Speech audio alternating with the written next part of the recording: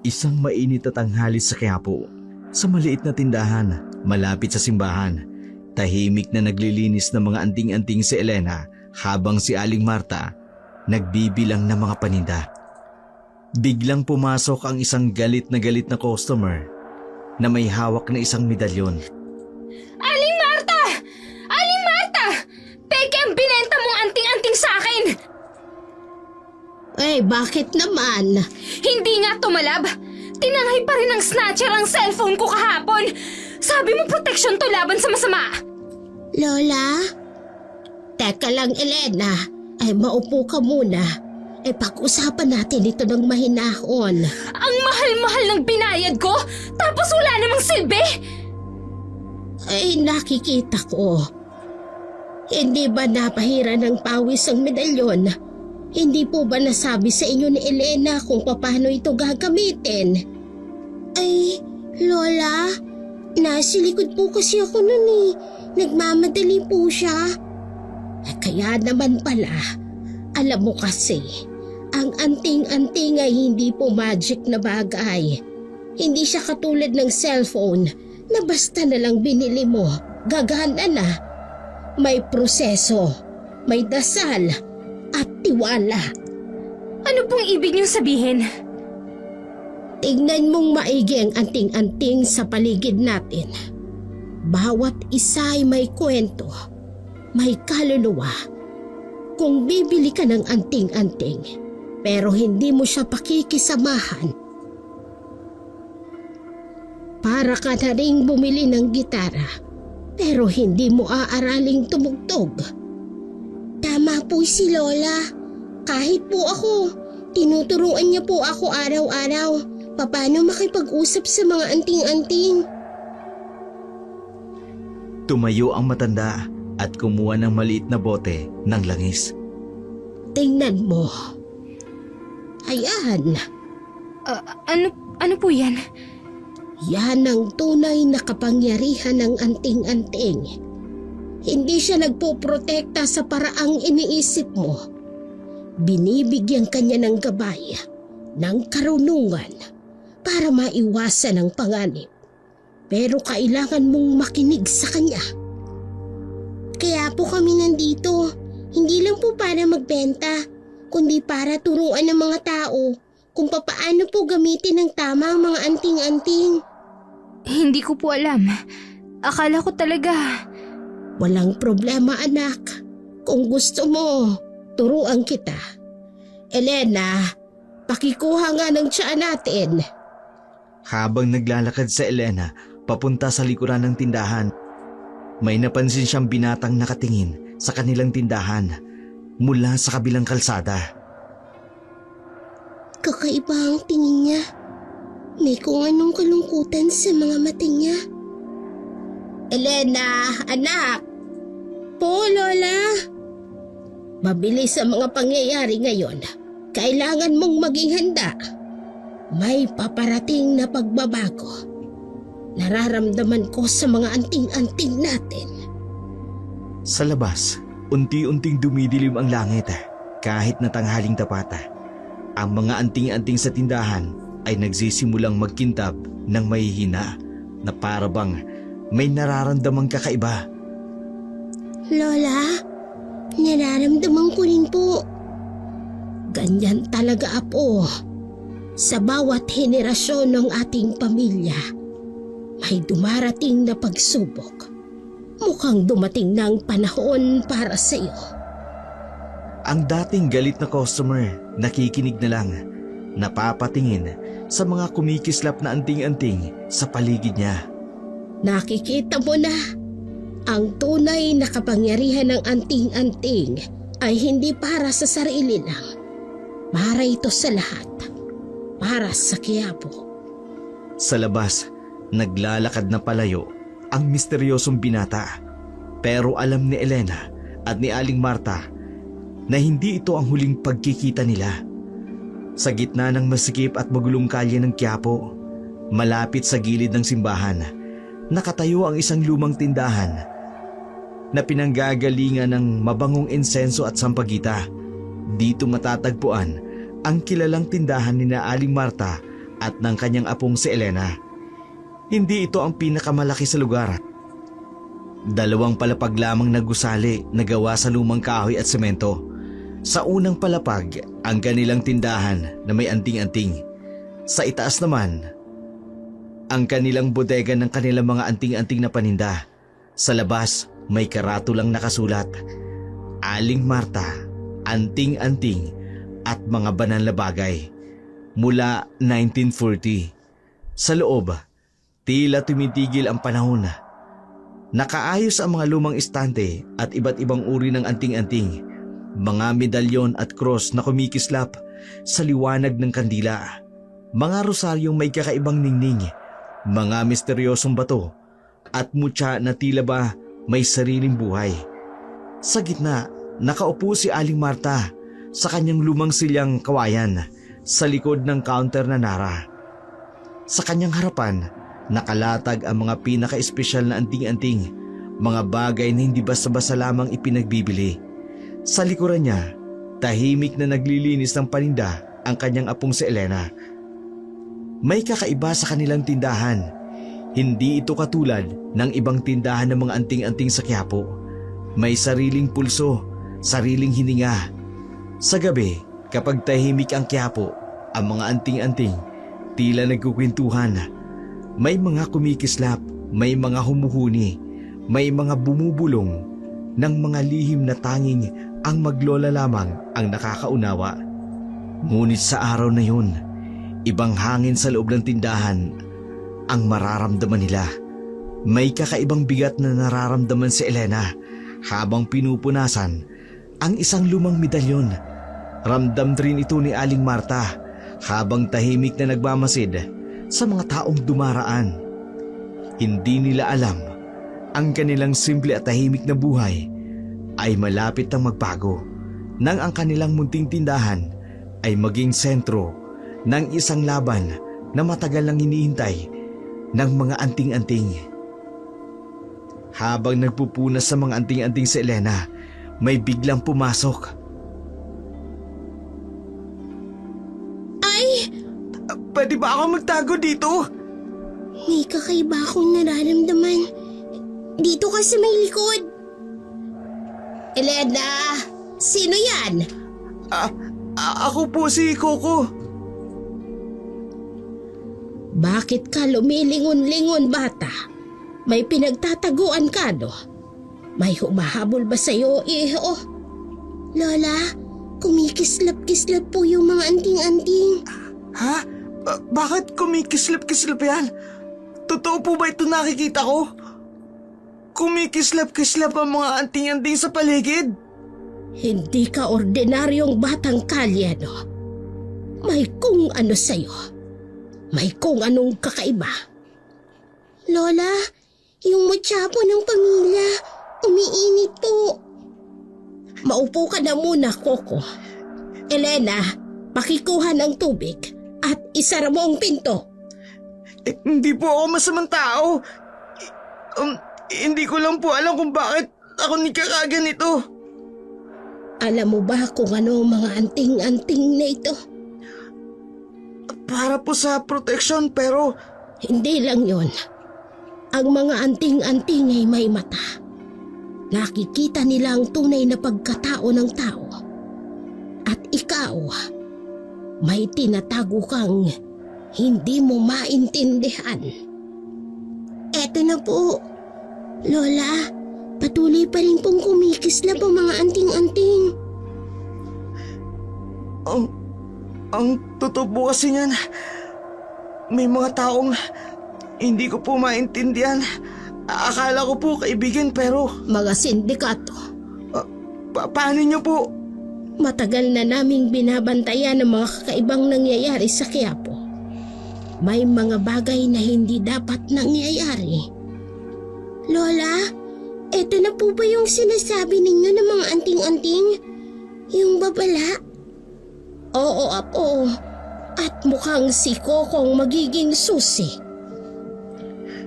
Ang dami pong hindi ko maintindihan.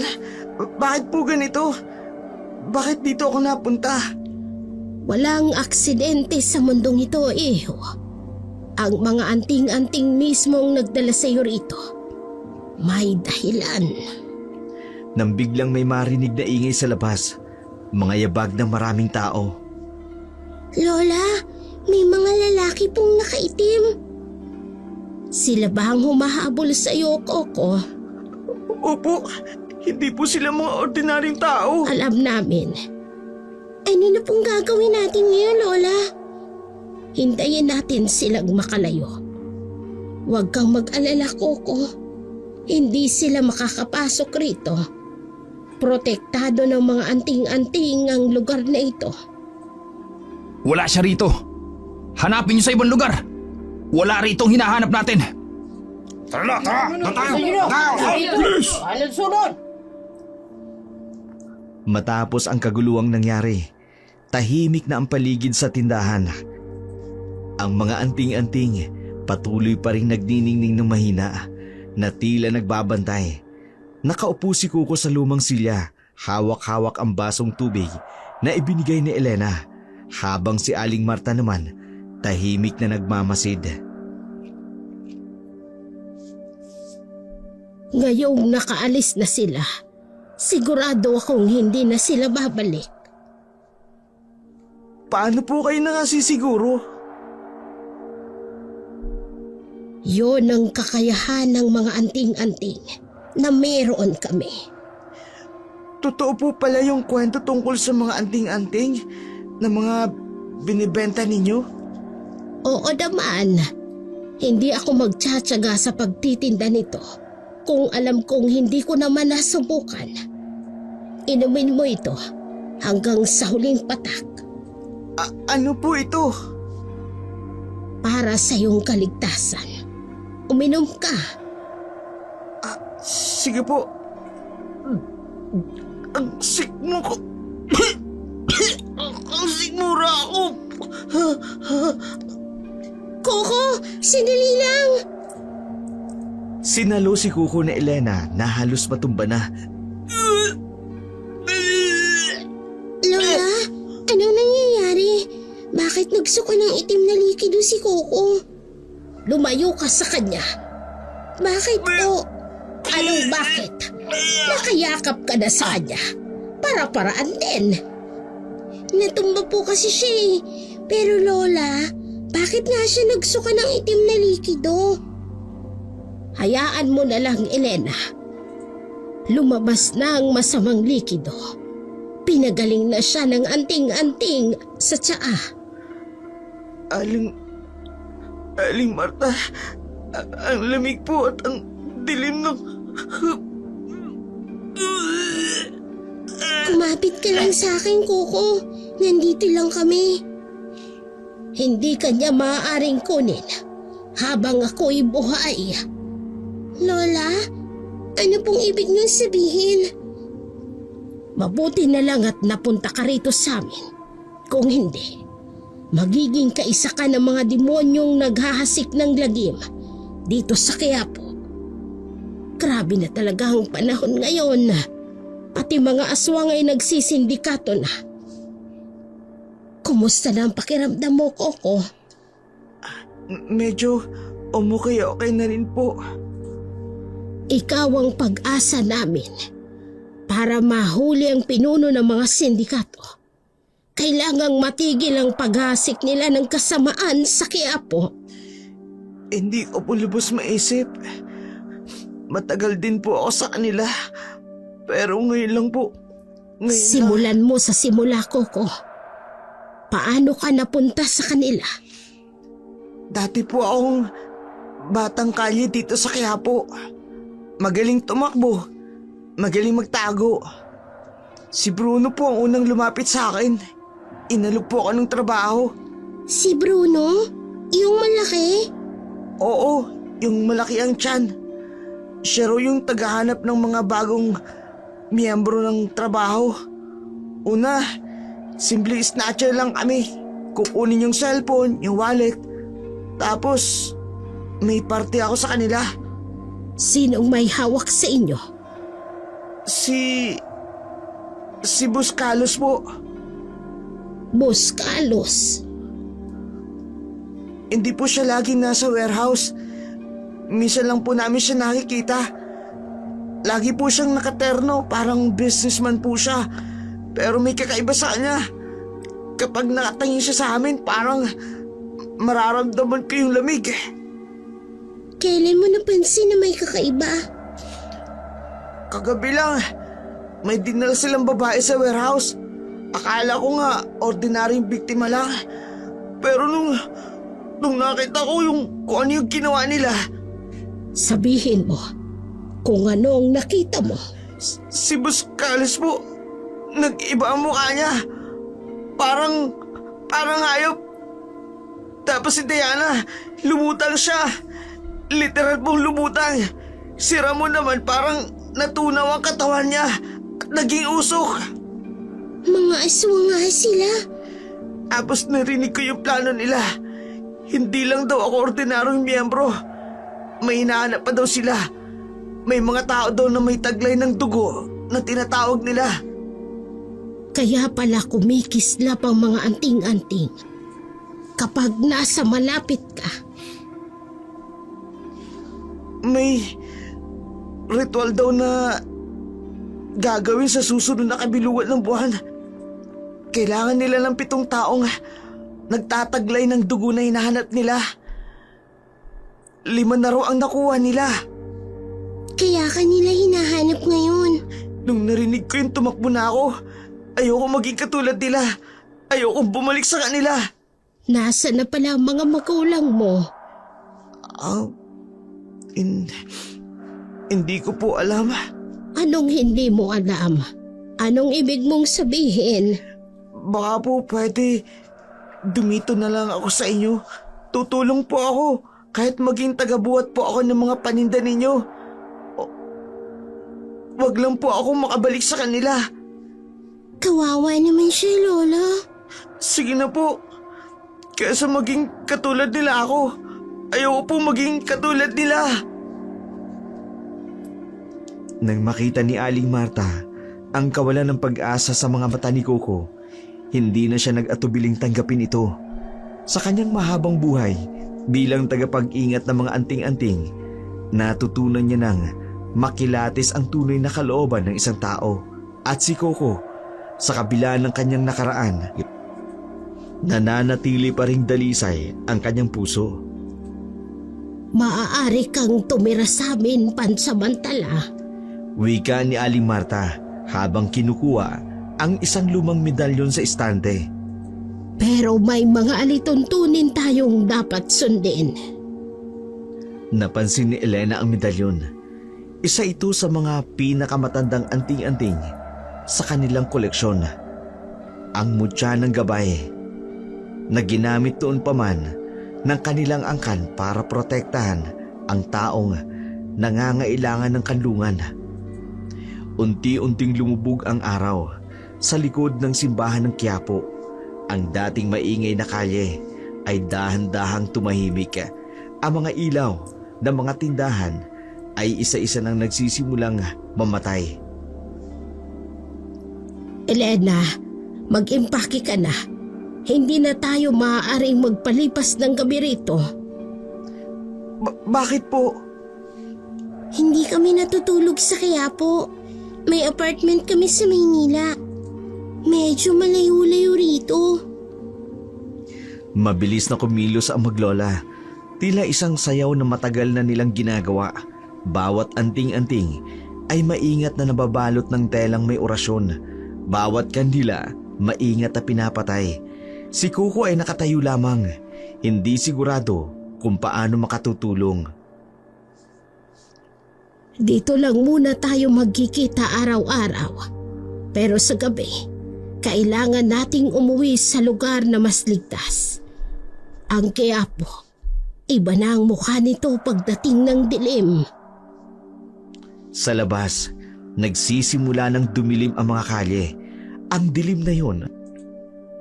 Mga anino na gumagalaw-galaw. Mga anino na may sariling buhay. Sariling hangarin. Mga anino na nagbabantay at naghihintay. Habang naglalakad sila palabas ng tindahan, ramdam na Elena ang bigat ng responsibilidad na dala-dala nila. Hindi lang ito tungkol sa pangangalaga ng mga anting-anting. Ngayon ay may buhay nang nakasalalay sa kanila. Ang buhay ni Coco na sa hindi maipaliwanag na dahilan naging bahagi ng kanilang mundo. Sa isang lumang apartment building sa may gilid ng Maynila, 3 anino ang tahimik na umakyat sa hagdan. Ang building ay dating maganda noon nung panahon ng mga Amerikano. Ngunit ngayon, natatakpan na ng mga halaman ang dating makintab na mga dingding. Perfect na taguan ito para sa mga taong ayaw mapansin. Tumigil sila sa ikatlong palapag. Maingat na binuksan ni Aling Marta ang isang pintong may kakaibang ukit sa gilid. Mga simbolong hindi maunawaan ni Coco. Pasok kayo. Dahan-dahan lang. Pagkapasok nila, naramdaman ni Coco ang kakaiba sa loob ng apartment. Hindi ito tipikal na tahanan ng inaasahan niya. Ang mga dingding ay puno ng mga lumang litrato. Sa bawat sulok, may mga kandila at insenso. Upo ka muna, Coco. Maghahanda lang ako ng hapunan. Tutulong na ako. Sanay naman akong magluto nung... Hindi muna ngayon, iho. May mga bagay tayong dapat na ayusin. Lumapit si Aling Marta sa isang lumang kabineta. Binuksan niya ito at kumuha ng isang maliit na kahon na gawa sa nara. Elena, kunin mo ang aklat. Tumango si Elena, pumunta sa isang silid. Habang naghihintay, napansin ni Coco ang mga anting-anting na nasa kanyang liig ay patuloy pa rin kumikislap ng mahina. Aling Marta, bakit ganito po? Bakit po kumikislap-kislap? Nararamdaman nila ang kapangyarihan mo, Coco. Ang dugo mo may kaugnayan sa mga sinaunang tagapag-ingat. Bumalik si Elena, dala-dala ang isang napakalumang libro na may balat na kawayan. Lola, eto na po. Mabuti. Coco, lumapit ka. Binuksan ni Aling Marta ang libro. Ang mga pahina ay may mga sinaunang sulat at drawing. Sa gitna ng isang pahina, may drawing na isang medalyon. Kaparehong-kapareho ng suot ni Coco. Tingnan mo. Ito ang mutya ng gabay. Ginawa ito ng aking ninuno para sa mga taong katulad mo. May taglay na kapangyarihan pero naliligaw ng landas. Pero, hindi ko po maintindihan. Hindi ka nag-iisa, Coco. Ako rin. Nung una, hindi ko maintindihan. Pero tutulungan ka naming maintindihan mo. Biglang may kumatok sa bintana. Isang malaking itim na ibon. Elena, papasukin mo. Binuksan na Elena ang bintana at lumipad papasok ang uwak. Sa kanilang gulat, ito ay may dalang maliit na papel sa paa.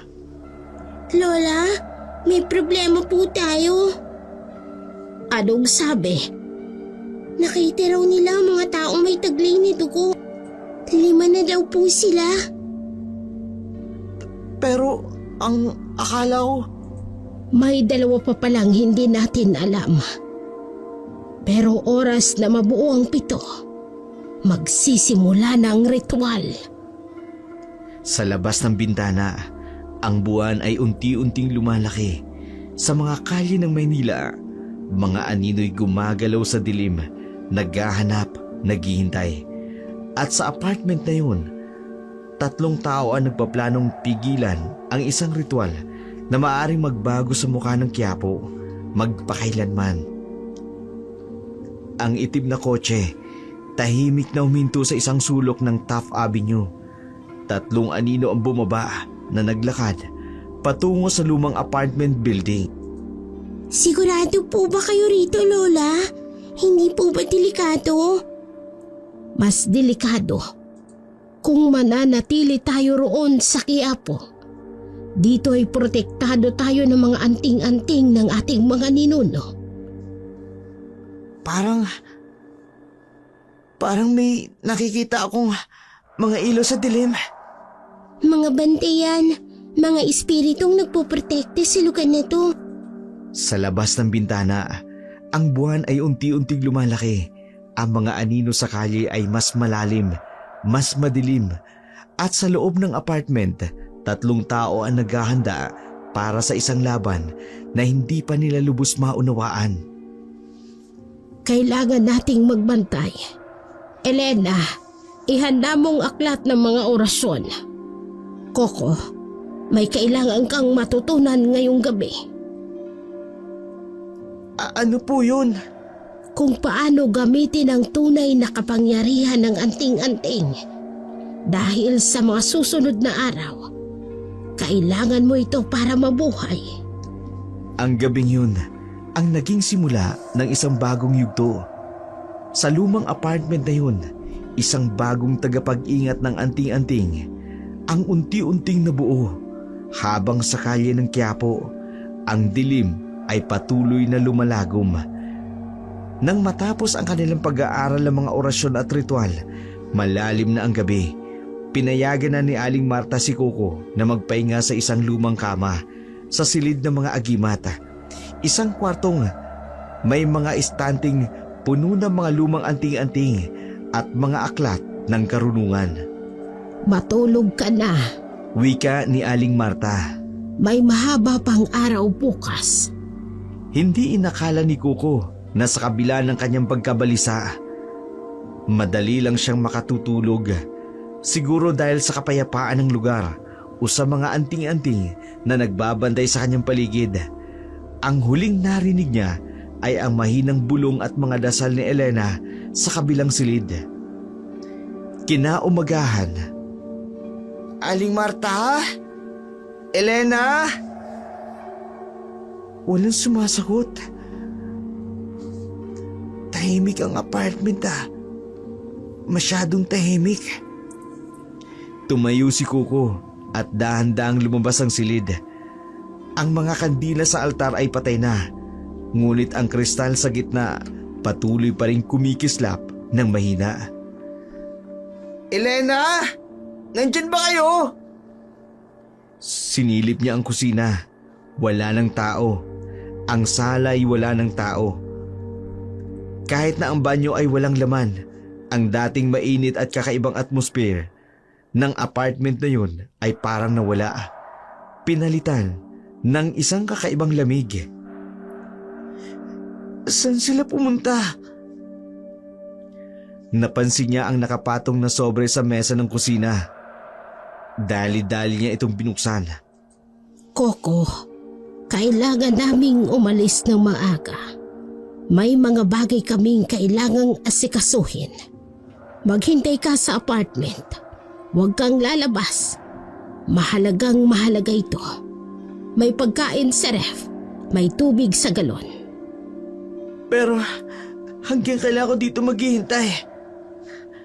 Hindi pa naman ako masyadong marunong gumamit ng anting-anting. Ang araw ay dahan-dahang gumagapang. Si Coco ay paulit-ulit na naglalakad sa apartment. Sinusubukang pakalmayin ang sarili. Minsan, tinitingnan niya ang mga lumang litrato sa dingding. Mga larawan na may kinalaman sa nakaraan ng mga anting-anting. Minsan ay binabasa niya ang mga ito. Kahit hindi niya maintindihan ang karamihan sa mga salita. Dumating ang tanghali. Walang Aling Marta, walang Elena. Dumating ang hapon, patuloy pa ring tahimik ang buong apartment. Sa bawat oras na lumilipas, lumalaki ang pangamba ni Coco. Naririnig niya ang mga kaluskos sa labas ng bintana. Ang mga hindi maipaliwanag na ingay sa pasilyo. Minsan ay parang may mga bulong, mga boses na tumatawag sa kanya. Sana bumalik na sila. Unti-unting lumulubog ang araw sa Manila Bay. Ang dilim ay dahan-dahang bumabalot sa lumang apartment building. Si Coco ay nakatayo sa bintana, pinagmamasdan ng mga ilaw sa syudad. na isa-isa nang umiilaw habang ang kanyang puso ay puno ng pangamba para sa dalawang taong nasa maikling panahon ay naging pamilya niya.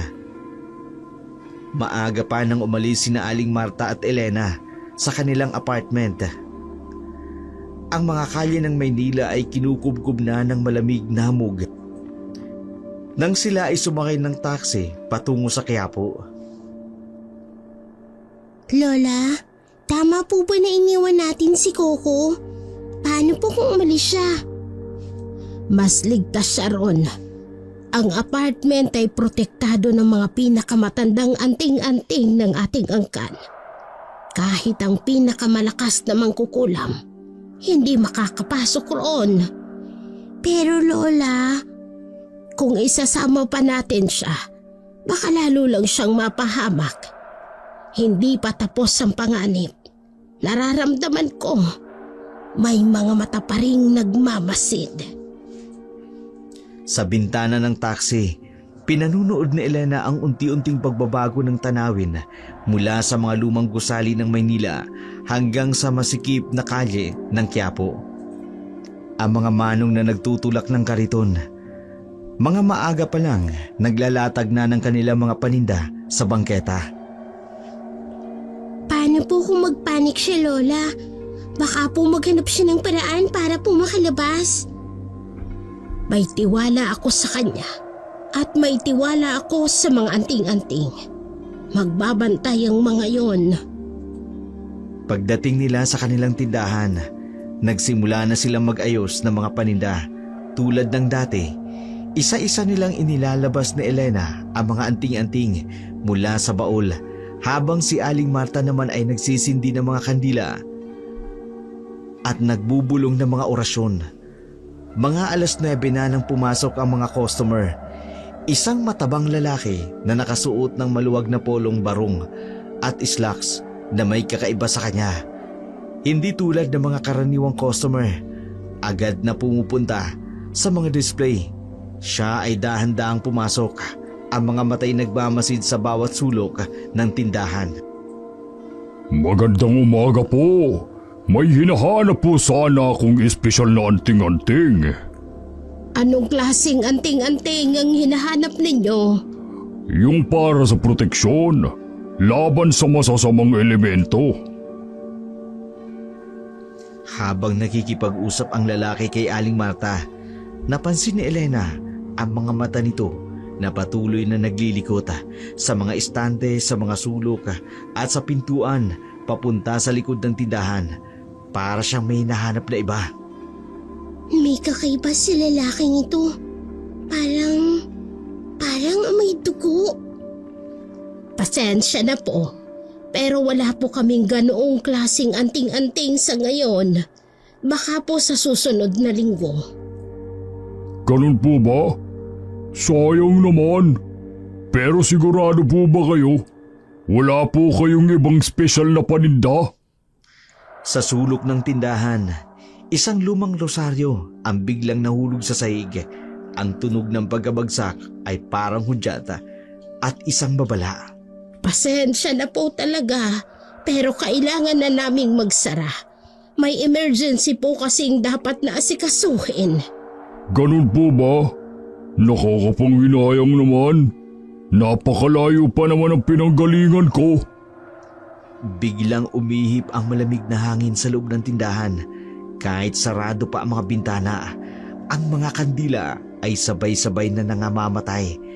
Ang mga amoy ng kamatayan ay kumakalat ng lagim sa paligid. Lola?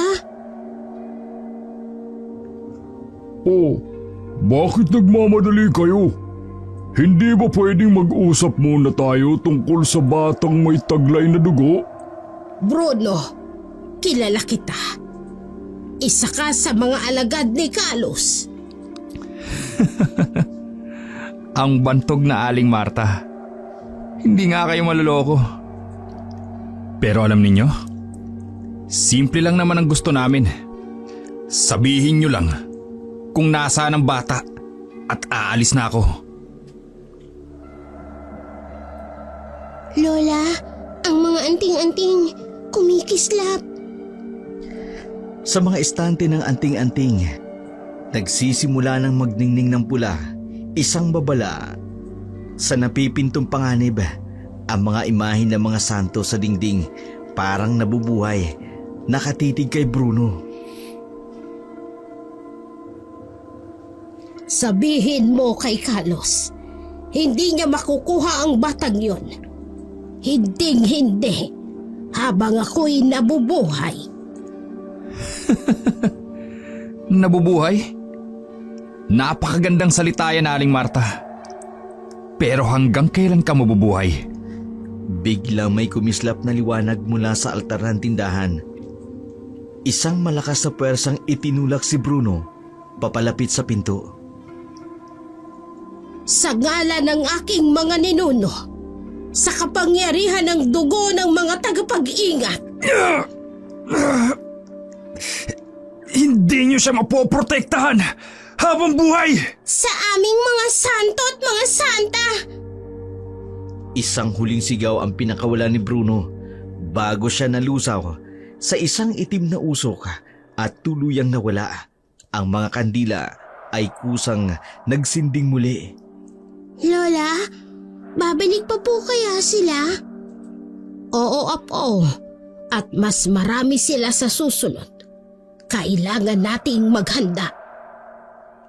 Pagod at balisa na dumating sina Aling Marta at Elena sa kanilang lumang apartment na mag-aalas 8 na ng gabi. Dala-dala ni Elena ang baul na may lamang agimat ng pag-asa. Coco! Coco, nandito na kami! Natigil ang kanyang pagsasalita. Ang apartment ay wasak, ang mga upuan ay natumba, ang mga lumang libro at ang mga litrato sa dingding ay halos lahat na basag. Pero ang pinakakaiba, ang altar ng mga anting-anting ay hindi nagalaw. Parang may invisible na pader na pumigil sa kanila upang sirain ito. Coco! Coco, naisan ka? Elena, sandali. Lumapit si Aling Marta sa dingding. May mga marka ito. Mga galos na parang gawa ng malalaking kuko. Sa sahig, may mga patak ng itim na likido. Lola, wala siya sa kwarto. Wala rin po siya sa banyo. Teka, ano itong basong ito? Natunto nila rito ang bata. Sino po, Lola? Si Carlos ba? Oo, mas makapangyarihan. Lumapit si Aling Marta sa bintana. May mga bakas ng itim na pulbos sa gilid nito. Ano po? Ang kumuha kay Coco. Mga alagad ni Carlos. Pero paano? Paano sila nakapasok rito? Akala ko po ba protektado ang lugar nito, Lola? Oo, may mga orasyon at anting-anting na nagbabantay. Hindi dapat sila makakapasok dito. Maliban na lang kung... Biglang napatingin si Aling Marta sa isang sulok ng apartment. Doon nakasabit ang isang lumang rosaryo. Pero may kakaiba, ang mga butil nito ay naging itim. Malaki ang kapangyarihan nila. Mas malaki kaysa sa inaakala ko. Lola, ano na pong gagawin natin? Hahanapin ko siya. Sisama po ako. Ako na lang, Apo. Delikado ang dumukot sa kanya. Pero mas makakatulong ako kung sasama ako sa inyo. Ano po ba kasing plano ninyo, Lola? Hihingi ako ng tulong sa mga pulis. Alam kong may tutulong sa atin. Hindi po ba talaga ako pwedeng sumama? Dalawa na po tayo maghahanap. Di mas madali nating... Hindi, Apo. Mananatili ka rito. Alam mo ba, hindi lang sila isang uri ng aswang. May iba't ibang anyo sila. May mga pinuno sila na mas makapangyarihan pa kaysa sa inaakala natin. Pero kaya nga po dapat dalawa tayo eh. Paano kung marami silang humaring sa inyo? Sino po ang tutulong sa inyo, Lola? May mga pulis na kakilala ko. Si Kapitan Andres. Matagal niya nang alam ang tungkol sa mundong ito. Marami na kaming pinagdaan ang laban noon. Siya ang tutulong sa akin. Paano po kung hindi po siya pwede? Paano po kung may ibang kaso siyang hinaharap? Lola naman po eh. Elena, umupo ka. Alam mo ba kung bakit hindi ko maiwan ang mundo ng mga anting-anting? Hindi lang dahil ito ang pamana ng ating pamilya. Kung hindi dahil may tungkulin tayo. Alam ko na po yun, Lola. Kaya nga po gusto ko pong tumulong. Pero may mas malaking tungkulin ako bilang iyong lola. Ipinangako ko sa mga magulang mo sa huling hininga nila na pangangalagaan kita, na hindi ko hahayaang mapahamak ka. Kung may mangyayari sa'yo, hindi ko kakayanin, Apo. Paano naman po ako kung may mangyari po sa inyo? Kayo na lang po ang pamilya ko, Lola. Kaya nga dapat may matitira sa ating dalawa para ipagpatuloy ang laban, para alagaan ang mga anting-anting, para protektahan ang mga taong katulad ni Coco. Tahimik silang nagkatinginan. Sa labas, ang mga kaluskus ng gabi ay parang mga bulungang nagbababala. Magpahinga ka na, Apo. Bukas pupunta ako kay Kapitan Andres. Ibabalik natin si Coco. Pangako yan. Nang gabing yun, hindi mapakali si Elena sa kanyang higaan. Paulit-ulit niyang naririnig ang mga sigaw ni Coco. Nakikita ang takot sa mga mata nito. Ang mga anino sa dingding ay parang sumasayaw at nagbabanta. Mahigpit niyang hinawakan ang anting-anting na bigay sa kanya ng lola niya. Isang lumang medalyon na may nakaukit na orasyon para sa proteksyon. Sana mali ang kutob ko. Bulong niya sa kanyang sarili. Sana hindi mag-isang nagpaplano si Lolo. Maya-maya pa nakarinig siya ng mayabag mula sa kwarto ng kanyang lola. Mga mahihinang bulong ng dasal, mga kaluskus na mga bagay na inaayos. Gusto niyang bumangon, gusto niyang sumilip, pero alam niyang mas lalo lamang mag-aalala ang kanyang lola kung makikita siyang gising pa. Dahan-dahan siyang nakatulog. Ang kanyang isipan ay puno ng imahe ng mga aswang na kumuha kay Coco. Kinaumagahan, maririnig ni Elena ang mga huni ng mga ibon. Lola? Lola, gising na po ako. Walang sumasagot. Ang katahimikan ay parang kumakalat sa ulap sa buong apartment. Lola? Walang tao. Ang kama ay maayos nang nakatupi. Waring walang natulog doon. Ang lumang baon na nagtatago ng mga pinakamagandang anting-anting ay wala na rin. Sa mesa, may nakasulat na nota. Papasahin ko. Mahal kong Elena, patawad. Alam kong magagalit ka, pero kailangan kong gawin ito ng mag-isa. May mga bagay na hindi ko masabi sa'yo. Mga bagay na dapat kong harapin bilang tagapag-ingat ng mga anting-anting. Huwag kang aalis ng apartment. Ang mga bantay na espiritu ay magbabantay sa'yo. Magtiwala ka sa akin. Lola. Hindi, Lola. Hindi mo pwedeng gawin ito. Hindi mo pwedeng gawin ito ng mag-isa. Mabilis siyang nagbihis. Hindi malang nag-breakfast. Isinuot niya ang medalyon na bigay ng kanyang lola at kinuha ang ilang anting-anting na nakatago sa kanyang kwarto. Tumakbo siya palabas ng apartment. Ang mga paay parang may sariling isip na nagdadala ng kanyang mga paa patungo sa Quiapo.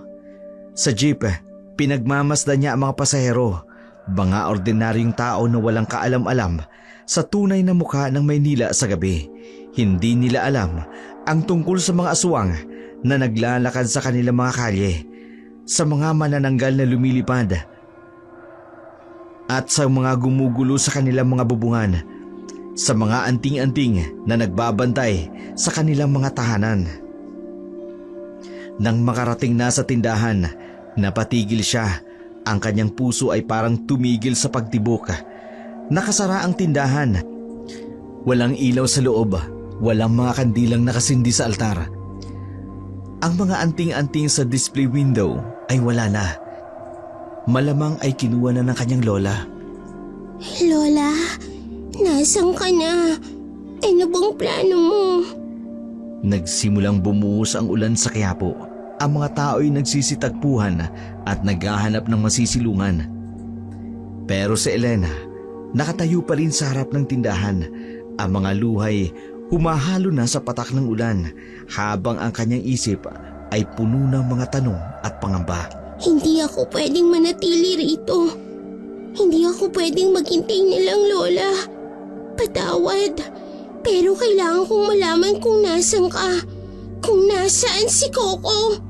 Hindi malaman ni Elena ang kanyang gagawin.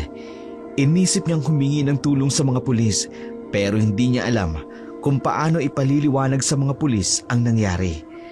Maya-maya pa'y kumislap ang medalyon na suot niya at hiniling na dalhin ito sa lugar kung saan naroroon ang kanyang lola. Lalong kumislap ang kanyang anting-anting at tila may itinuturong daan. Kaya naman, agad niyang tinuntun ang direksyon na itinuturo ng kanyang anting-anting. Samantala, sa isang madilim na kalye ng Quiapo, kung saan nagtatagpo ang mga eskinitang puno ng mga taong naglalakad, nakatayo si Aling Marta sa tabi ng isang lumang kanto. Kahit maraming dumadaan, tila may sariling espasyo ang matanda. Isang hindi nakikitang puwersa sa gitna ng kaguluhan. Dala-dala niya ang kanyang malaking bag na puno ng mga anting-anting at ang mga matay maingat na nagmamasid sa mga batang kalye na nagtatago sa mga sulok. Ito ang daan para mahanap kita, Coco. Kung saan kanila nahanap, doon din ako magsisimula. Hindi kanila maaaring gawing katulad nila. Mga bata sa kalye, may iba't ibang mukha ng kahirapan. Mga batang naglalakonan sa pagita, mga batang nagmamalimos, mga batang nagtatago sa mga sulok. Katulad ni Coco noon, bago siya mapabilang sa mga sindikato, alam ni Aling Marta na sa mga batang ito nagsimula at doon siya magsisimula para mahanap si Coco. Bili na po kayo ng sampagita, pampaswerte po. Eto, siya nga pala. May nakita ka bang matabang lalaki na nangangalap ng mga bata rito? Si Bruno po. Kanina pa po siya dumaan. Kinuha niya po yung mga bata. Marami po siyang kinukuha ang bata araw-araw. Hindi nagtagal, narinig ni Aling Marta ang pamilyar at malalim na boses na matagal niya nang hinihintay. Oh, mga bata! Lumapit kayo rito! May trabaho ko para sa inyo! Kuya Bruno na naman yun. Ayoko na sumama. Yung kapatid ko kinuha nila last week, hindi na bumalik. Napanood ni Aling Marta kung paano lumapit ang ilang bata na gutom at desperado na makakuha ng pera. Depresyon din ang nakaukit sa kanilang mga muka. Ang iba ay tumakbo palayo. May mga nanatiling nakatago sa mga sulok. Isang oras lang kayo. Madali lang ang trabaho. Pagkatapos, babalikan namin kayo. Ayusin niyo ang pagtatrabaho. At mas maganda kung makakahanap kayo ng mga katulad nyo. Yung mga espesyal. Ako po, special po ako. Kasi sabi ng iba, special child ako eh. Malalaman nyo rin. Basta, kung may kakilala kayong kakaiba, yung parang may natatanging kakayahan, sabihin nyo sa akin. Mga batang may taglay na dugo. Yun ang hinahanap nila. Hindi sila titigil hanggat hindi nakukumpleto ang 7 bata para sa kanilang ritual. Pinagmasdan ni Aling Marta kung paano isinakay ni Bruno ang mga bata sa itim na van. May kakaiba sa mga bata na lalaki. Isang ningning na hindi pantao. Ngayon na, kailangan kong malaman kung saan nila dinadala ang mga bata. Mabilis siyang binuksan ang cellphone. Binuksan ang Grab app, isang bagay na itinuro ni Elena sa kanya nung nakaraang buwan. Teknolohiya, sabi niya noon, kailangan din pala kahit sa mundo ng mga anting-anting. Maya-maya'y may dumating na ang kotse. Manong, kailangan kong sundan ng itim na van. Doble po ang bayad kahit saan man tayo makarating. Nako, delikado po yata. Hindi po allowed ang Grab sa mga ganyan. Triple ang bayad. At may mga anting-anting ako. Hindi tayo malalagay sa panganib. Nakatingin sa mga anting-anting ang Grab driver na suot ni Aling Marta. Kayo po ba yung kilalang manggagamot sa Quiapo? Masasabi kong gano'n na nga. Kailangan kong iligtas ang isang bata. At baka marami pang iba. Ay sige nasaan po yung van? Susundan natin. Sa loob ng 30 minuto, tila isang mahabang paglalakbay ang kanilang sinundan. Ang itim na van ay dumaan sa mga makikitid na iskinita ng tundo, sa mga kalsadang puno ng basura at graffiti, hanggang sa huminto ito sa harap ng isang abandonadong gusali. Dito na po ba? Kilala ko po itong lugar na ito. Dating warehouse po ito ng mga Chinese. Maraming kwento po rito. Anong klaseng kwento? May naririnig daw po ng mga sigaw sa gabi. May mga nakakakita raw po na lumilipad na anino. Kaya po, natatakot na ako para sa inyo. Huwag kang mag-alala. May kaibigan akong tutulong. At ngayon alam ko na kung nasan sila. Oras na para tapusin ito. Nang makaalis na ang Grab driver, tumayo si Aling Marta sa harapan ng gusali. Ang dating warehouse na ngayon ay isang tambakan ng mga sirang gamit at mga kalawanging bakal. Pero sa kanyang mga matang sanay makakita ng hindi nakikita ng iba, may iba pang pangyayari sa loob. Sa ngalan ng aking mga ninuno, sa kapangyarihan ng dugong dumadaloy sa aking mga ugat, ipakita niyo sa akin ang daan. Ang mga anting-anting sa kanyang liig at sa kanyang bag ay nagsimulang magdingning. Una ay mahina, pagkatapos ay lumalakas ng lumalakas. Samantala, sa kabilang dako naman, sa loob ng madilim na warehouse, nakahanay ang 5 batang lalaki na nakagapos sa mga upuan. Kahit madilim, kitang-kita ang takot sa kanilang mga mata, maliban kay Kuko. Oh, mga bata! May dalang pagkain si Kuya Bruno para sa inyo. Gusto ko na umuwi sa amin! Ayoko na rito! Nandiyan ang mama ko! Tahan na! May mas magandang buhay naghihintay sa inyo. Pakawalan mo kami! Pakawalan mo kami, Bruno! Oh, matapang pa rin ang batang to ah. Hindi mo alam kung sino kinakalaban mo. May mga taong nakabantay sa akin. Ang matandang tagatinda ng anting-anting sa Quiapo? Si Aling Marta? Alam mo ba kung gaano katagal na namin pinagmamasdan ng tindahang yun? Mas malakas siya kaysa sa inaakala mo. At kapag nakalabas ako rito, hindi mo gugustuhin ang mangyayari sa'yo. Ang tapang-tapang mo para sa isang batang kalya. Kung hindi ka lang may mahalagang dugo, kanina ko po binasag yung mukha mo. At bang sinasabi mo mahalagang dugo? Ano bang gusto niyo sa amin? Kuya Bruno, ano bang kakain sa amin? Akala ko ba bibigyan niyo kami ng magandang trabaho? Bakit kayo kinukulong mo kami?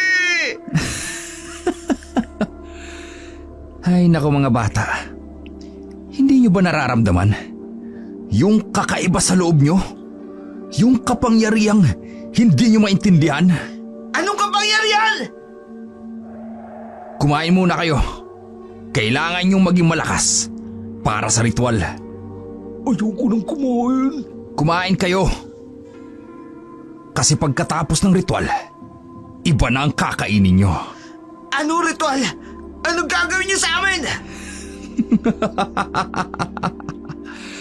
Malapit na mga bata. Malapit na ninyong maranasan ang tunay na kapangyarihan. Malapit na kayong maging katulad namin. Ang sama-sama mo! Akala namin ang bait-bait mo nung lumapit ka sa amin. Tapos ngayon, ang sama-sama mo pala! Kapag nakawala ako rito, hindi mo magugustuhan ang mangyayari sa'yo! Sasamain ka sa akin!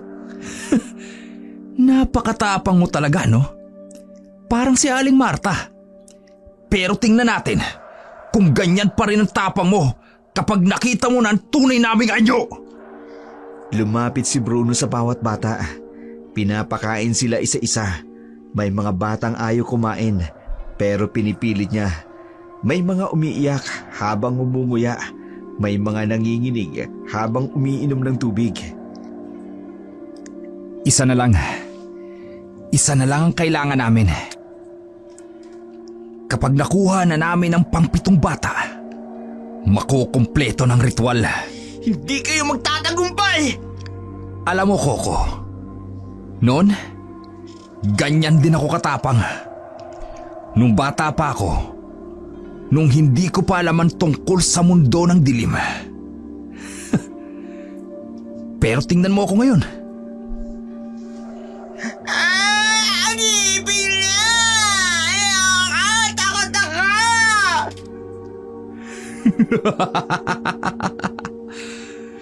Mamaya, ganito rin kayo. Lahat kayo.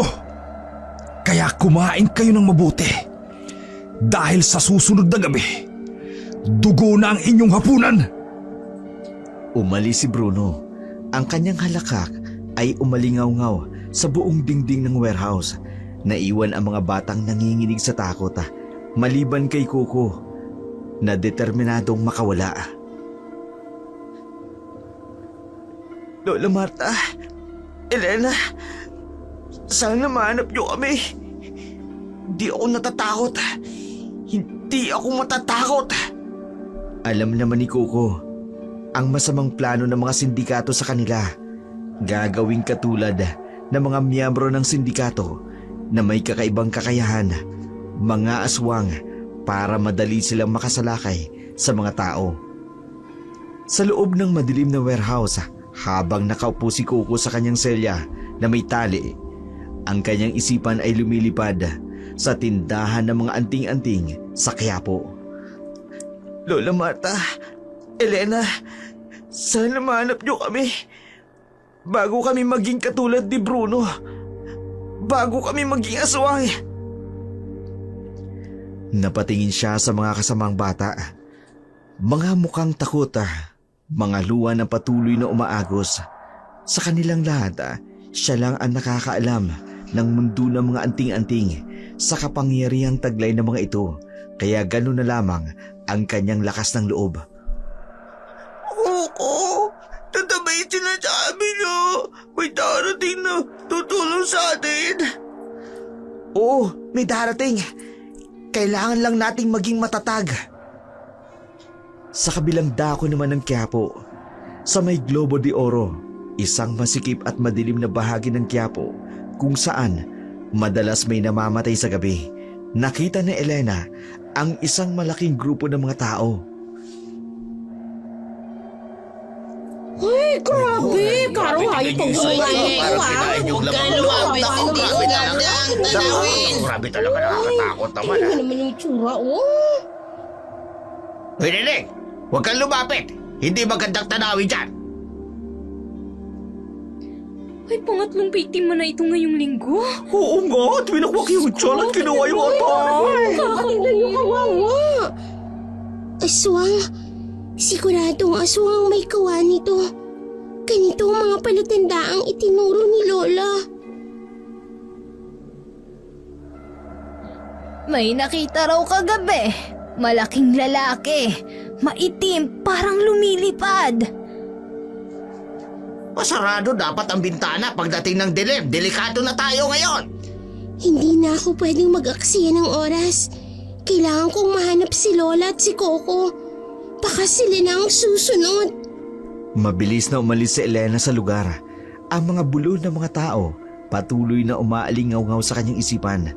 Sa bawat takbang niya, parang may kung anong pwersa ang humihila sa kanya. Isang damdaming nagsasabing malapit na ang katapusan ng lahat. Sana hindi pa uli ang lahat. Sana hindi pa sila nasimula ng ritual. Coco, Lola, sana'y ligtas kayo. Tawagan ng mga pulis! May bagong bangkay sa raon! Dumarami na sila. Lantaran na silang nangangaso. Susundan ko ang kislap ng aking mga anting-anting na bigay ni Lola para masundan ko si Lola. Muling naglakad si Elena. Sinundan ang kislap ng kanyang mga anting-anting. Dahil bata at maliit, natagalan din siyang sundan ang itinuturo ng kanyang anting-anting. Samantala, sa madilim na iskinita ng raon, kung saan malalim ang anino at mas makapal ang hangin, nakatayo si Bruno sa harapan ng isang lalaking nakasuot ng isang Amerikana. Nakuha mo na ba ang lahat ng kailangan natin? 6 na po, Boss Carlos. Kasama na si Coco. At ang matandang mambabarang, si Marta. Sinusubaybayan niya na ang warehouse, boss. Malakas ang kutob niya.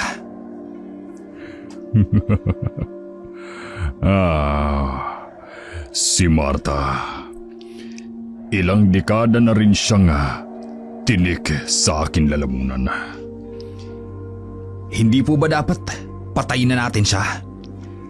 Hindi ganon kadalian. Ang mga anting-anting niya may kapangyarihang nagmula pa sa kanyang mga ninuno. Boss, anong gagawin natin? Simple lang. Kunin ang pinagmulan ng kanyang lakas. Ang mga anting-anting, boss? Ikaw, Teodoro, dalhin mo ang ating mga kapatid sa tindahan niya sa Quiapo. Sirain niyo lahat ng anting-anting doon. Ano boss kung may mga tao? Kung gutom kayo, bakit hindi? Parang fiesta. Ikaw naman, Ramon. Puntahan niyo ang lumang apartment nila. Alam kong may mga nakatagong anting-anting doon. Sirain ang lahat ng yun. Boss, kasama po ba ang altar nila, boss?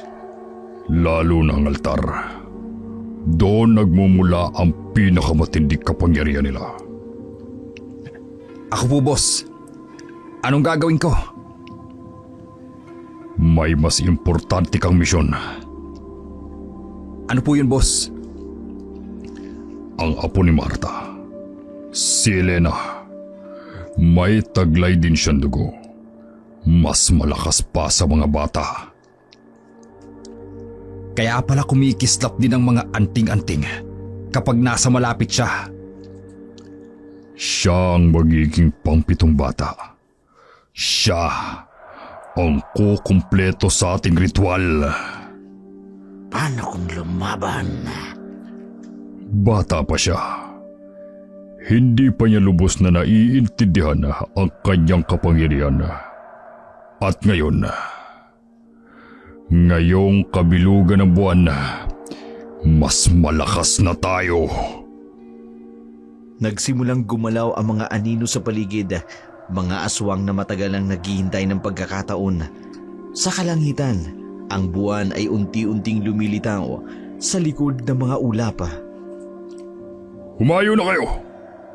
tapusin ang inyong mga gawain bago sumapit ang hating gabi. Makakaasa ka, boss. At Bruno, Anin, boss? siguraduhin mong buhay si Elena. Kapag dinala mo siya sa akin, siya ang magiging korona ng ating ritual. Nagsipulasan na ang mga aswang sa iba't ibang direksyon. Ang kanilang mga anino ay sumasayaw sa mga pader ng Quiapo habang ang buwan ay patuloy na lumiliwanag. Saksi sa isang gabing magbabago ng mundo ng mga tao at ng mga nilalang na nabubuhay sa dilim. Sa malalim na silid ng warehouse, kung saan ang hangin ay mas mabigat sa amoy ng dugo ng kamatayan, natagpuan ni Aling Marta ang kulungan. Sa bawat hakbang niya, ang mga kandilang itim ay kusang nagsisindi, nagbibigay liwanag sa isang eksena na karimari-marim. Ay, Diyos ko! Kahabag-habag ang sinapit ng mga batang ito. Anong ginawa nila sa inyo? Tulong! Masakit! Masakit na po! Lola Marta, alam ko, hindi niyo kami pababayaan. Coco, Lola Marta, bakit ka lumabas? Bakit mo sinaway ang bilin ko? patawad po. Inanap ko po kayo ni Elena eh. Tapos, nakita ako ng mga aswang.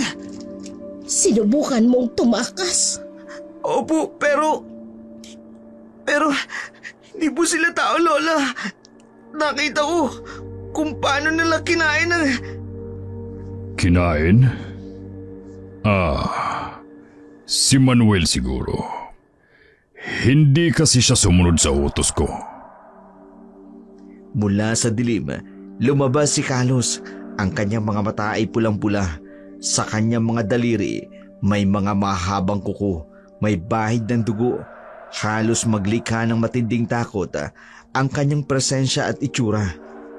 Carlos, ilang inosenteng buhay pa bang kailangan mong kunin? Inosente! Marta. Alam mo bang kinakain din namin ang masasamang tao? Pero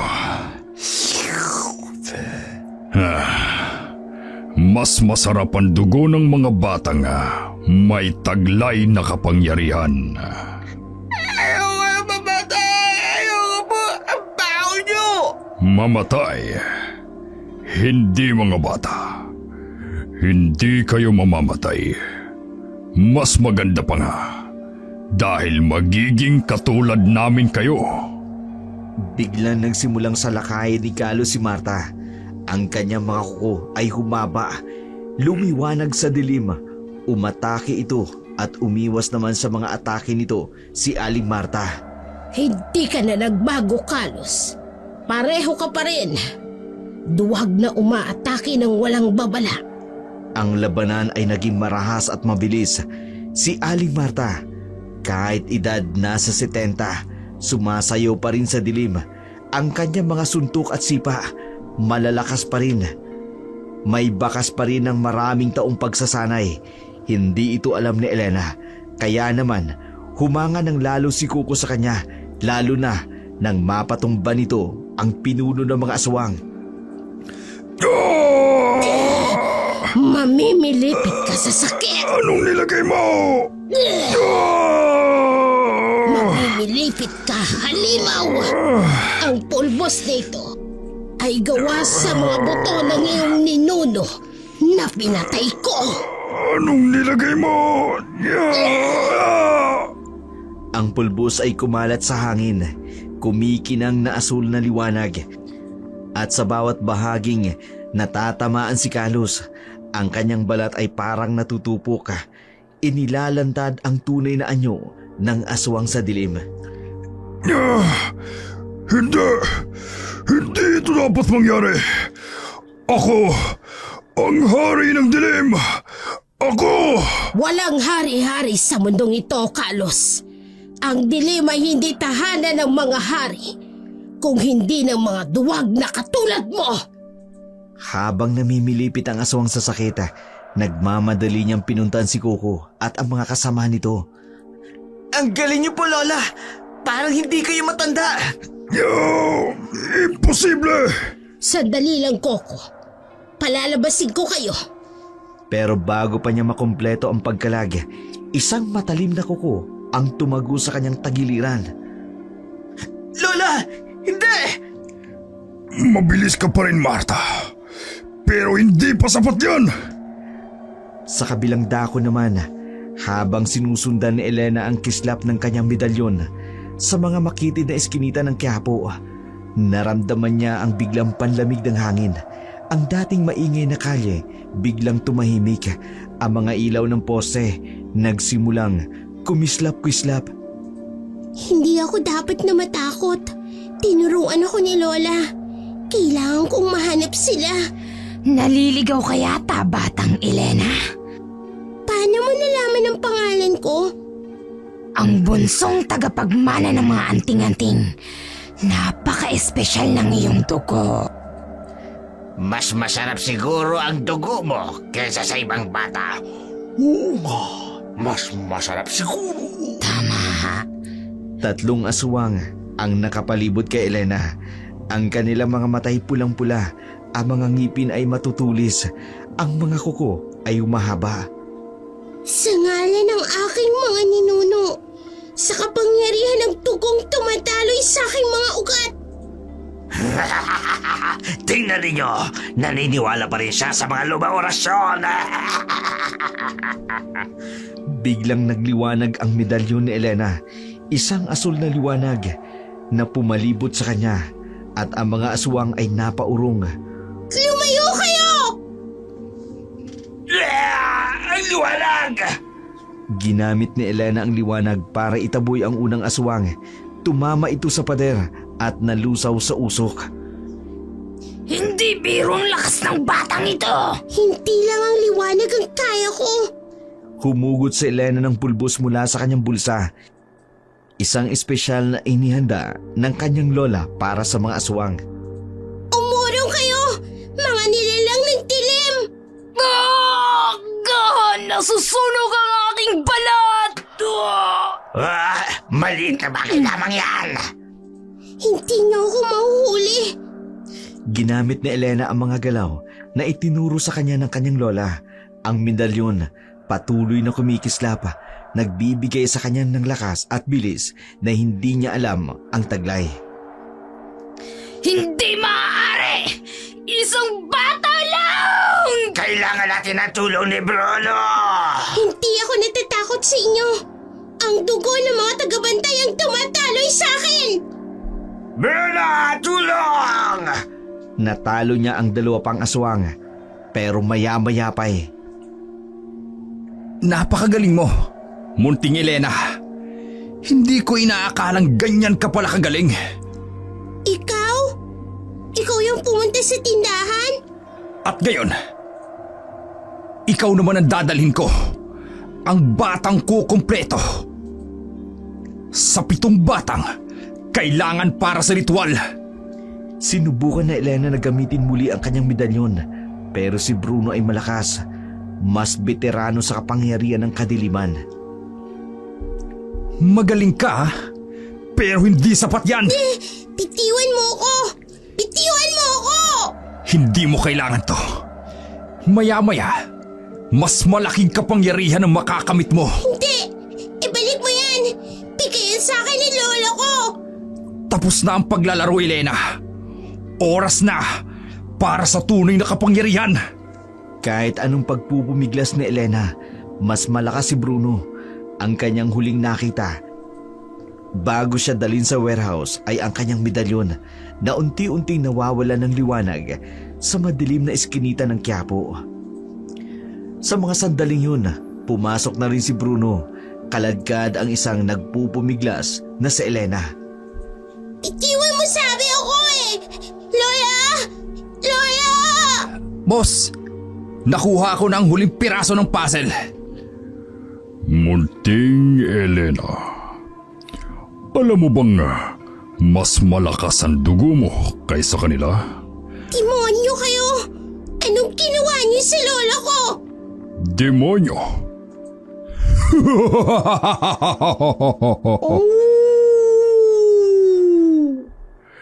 Hindi ba? Pero maya-maya, kayong lahat ay magiging mga nilalang ng dilim. Dinala sila sa isang malaking silid sa sahig na may malaking pentagram na mga gawa sa dugo, mga kandilang itim na nakapaligid sa hangin, ang mga amoy ng kamatayan. Sa gabing ito ng kabilugan, sa pangalan ng prinsipe ng kadiliman, Mortem! Mortem! Sanguis! Sanguis! Tenebres! Tenebres! Eterno! Aterna! Elena, Coco, patawarin niyo ko. Hindi ko kayo naprotektahan. Hindi, Lola, hindi pa po ito tapos. Tama ka, Elena. Hindi pa tapos. Dahil ngayon pa lang magsisimula.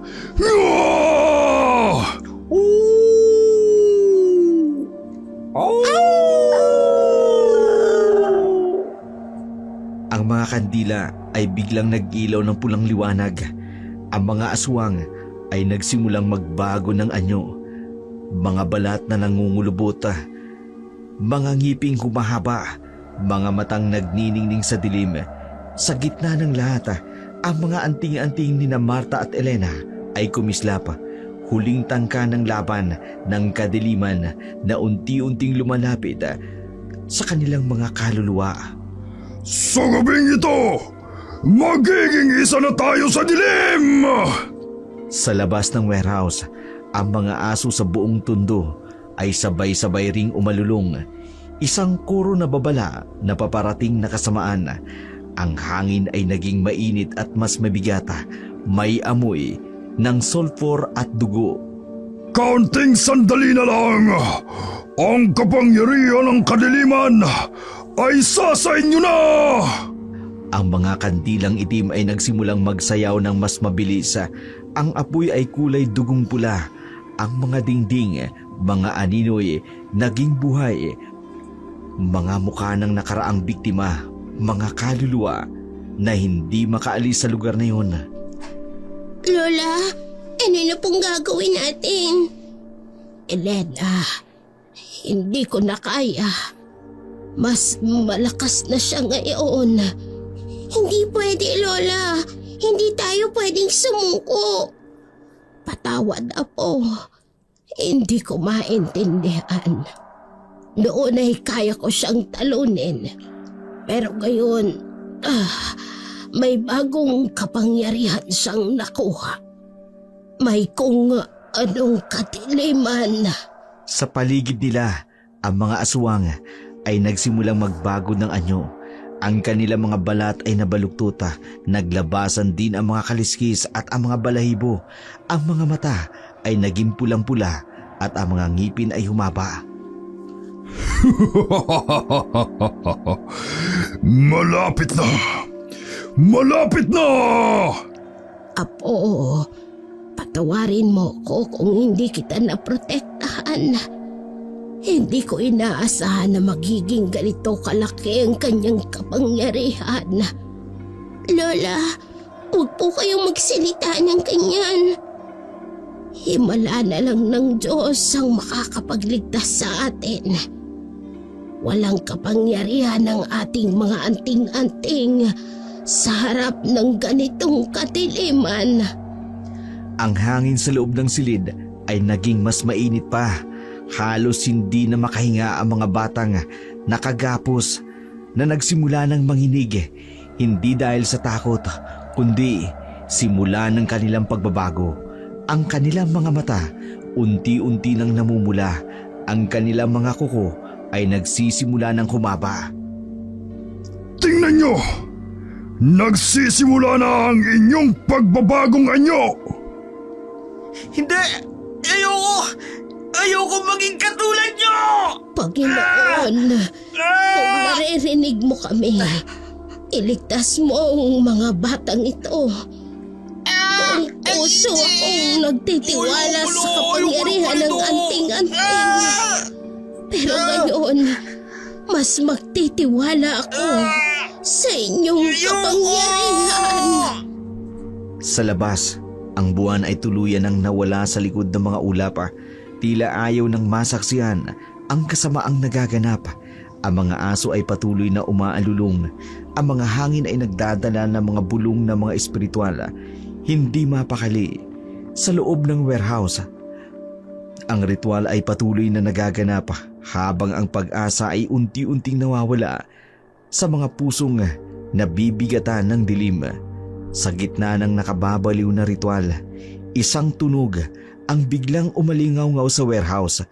Ang sirena ng mga pulis, sunod-sunod ang mga yapak at sigaw ng mga pulis ang maririnig sa labas. Mga pulis kami! Napapaligiran namin kayo! Alpha! Alpha Team! Sa likod! Bravo Team! Secure sa harap! Hindi maaari. Paano nga? Ang dating tahimik na warehouse ngayon ay gumising sa ingay ng mga pulis. At mabibigat na mga yapak na may mga armas. Nag-flash ang mga spotlight mula sa labas. Tumatagos sa mga sirang bintana.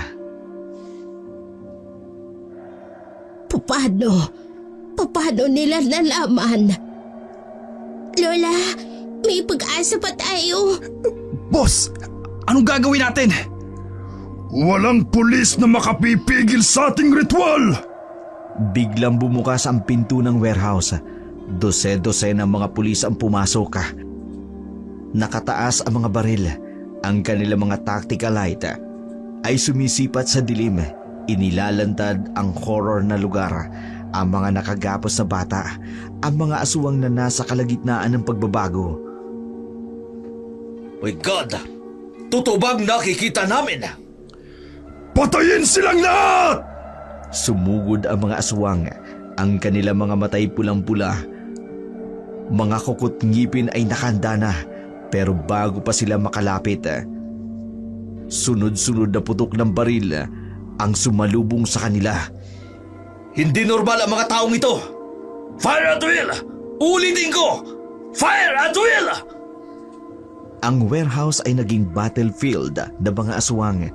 Kahit may mga supernatural na kapangyarihan, bumagsak sa harapan ng mga modernong armas ang kanilang mga katawan. Unti-unting bumabalik sa normal na anyo habang tinatamaan ng bala. Hindi! Hindi maaari ito! Boss, ang mga bala! Bakit? Ligtas na kayo! Special bullet ang ginamit namin. Kayo, alam ninyo. Matagal na naming minamanmanan ang grupo ni Carlos. May special division kami para sa ganitong mga kaso. Sa labas, ang mga aso ay tumigil sa pag-alulong. Ang mainit na hangin ay unti-unting lumamig. Ang mga aswang, isa-isang bumagsak. Ang kanilang mga katawan, supernatural man, pero nanghina pa rin dahil sa tama ng mga bala ng baril. Hindi! Hindi maaari! Ang aking kapangyarihan! Sa huling putok ng baril, tumama ito kay Carlos. Clear! Secure the area! I need medics for these children! Habang inaasikaso ng mga pulis ang lugar, napatingin si Aling Marta sa mga bata, si Kuko at ang iba pa. Unti-unti nang bumabalik sa normal. Ang kadiliman na muntik nang pumasok sa kanilang mga kaluluwa ay dahan-dahang nauwi sa wala. Sa labas, ang buwan ay muling sumungaw sa mga ulap, saksi ng pagwawakas ng isang mahabang dilim na matagal nang nananalamin sa mga kalye ng Tondo. Lola, tapos na po. Oo, Apo. Tapos na. Salamat sa Diyos.